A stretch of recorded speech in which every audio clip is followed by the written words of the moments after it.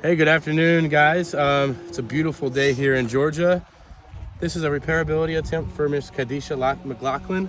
I'm going to show you guys the tools that I'll be using today. One is going to be that all-in-one roof snake State Farm approved tool. Second one is going to be a precision nail puller for those hard to get nails. And also I'm going to be using a just regular hammer and nails. So you can see here on camera, I'm going to mark it so we can see it with chalk a little bit easier. You can see this one damaged shingle right here. This is what we're going to be replacing today.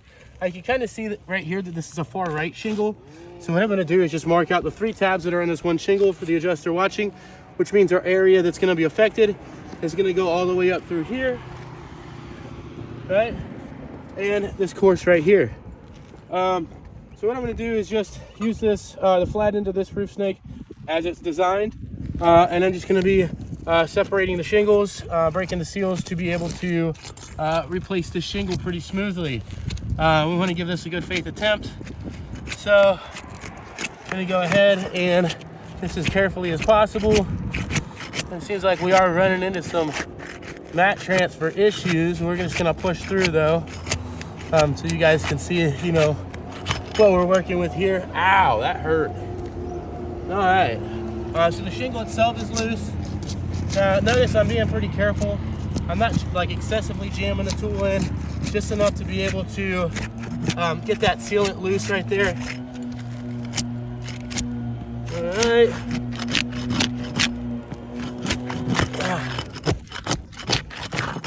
And some of these are pretty stuck.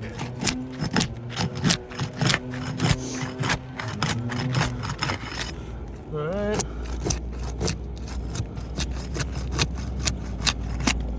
I just want to try to be as careful as I can while still using enough force to be able to separate those shingles. All right, so everything's loose. Let's just get an overview, just the area that we're going to be working with today, so you guys have a clear before of what it looks like. Right. All right.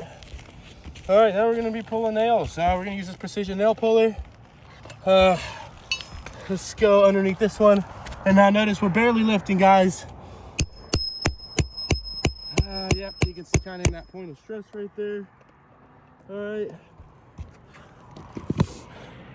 And pop that nail out. You give it a couple good taps. And let's get it after. So if you guys follow my finger, kind of moving up here at the top, you can see where that shingle, that fiberglass matting is actually cracked. It's broken. Let's go on to the next one. All right, get a good before. Here's a during. Wow, and there's so much mat transfer on these. I'll show you guys after we pull this shingle out what I mean by mat transfer. All right, we'll give it a couple good taps. And just like in this one before, if you follow my finger, especially over here on this side, you can see where that fiberglass matting is actually cracked. It's broken as well. All right, so you got the before, you got the during, you got the after. Next one, we got the before. Here's the during. All right, just lifting just enough to be able to grab this nail. All right, and I'll work that nail out. Give it a couple good taps. And you can see kind of running down through the middle and then up over here on this side over here where that fiberglass matting is actually cracked. It's broken as well. Let's go on over to the next one. All right, get a good before. Here's the during. All right, there's our nail right here. This one actually pulled through, but we just want to work it out best we can.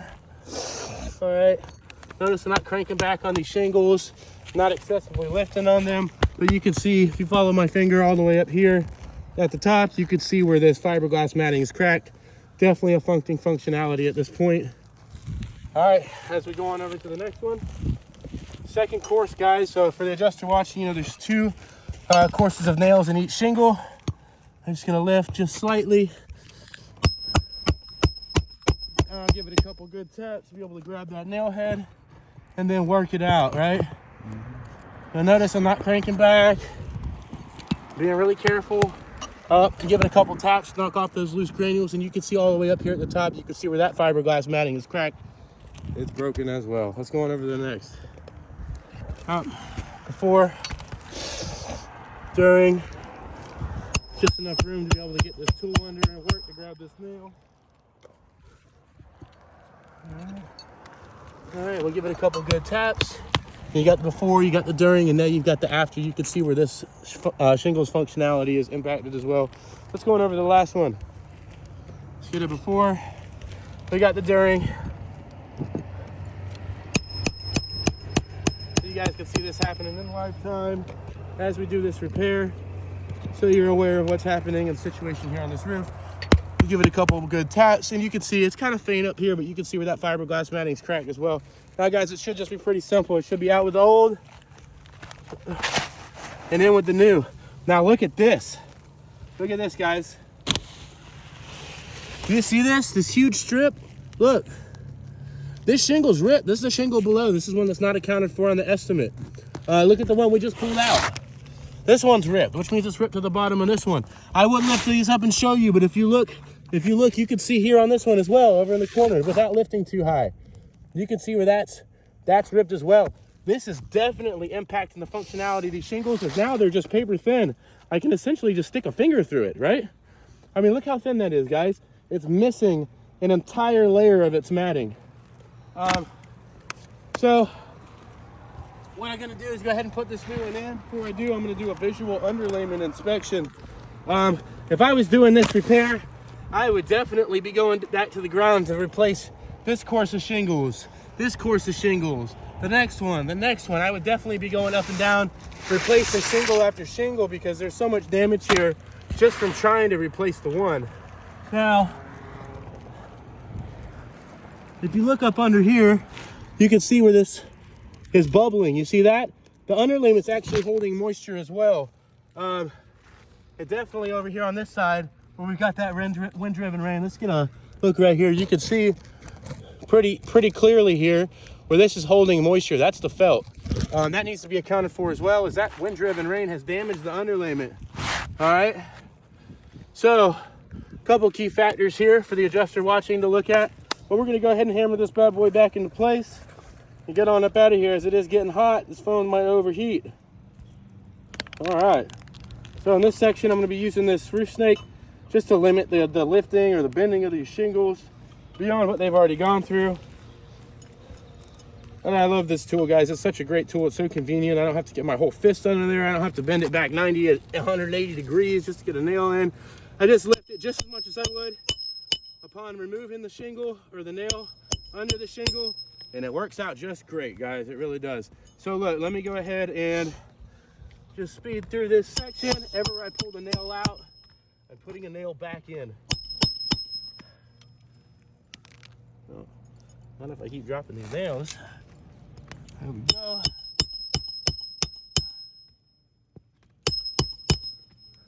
right, on to the next one. This is the last nail in the first course.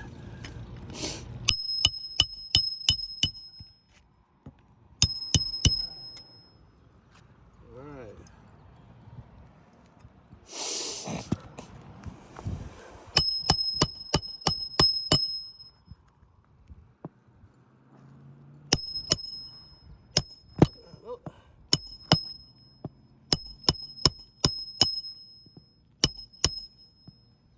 This one's gone in kind of funny. I'm gonna go ahead and hammer it home. On to the next one. Now, guys, if I was doing this repair for somebody, I would literally have to replace each slope where there's a damaged shingle. I mean, there's no way around it. Any kind of a repair that affects the functionality of the shingles around is not a proper repair. It's not deemed suitable in any industry standard. This is not something as a contractor we can warrant. This is not something that we can put our name on. Now, as I drive this last nail home, if I can get it right.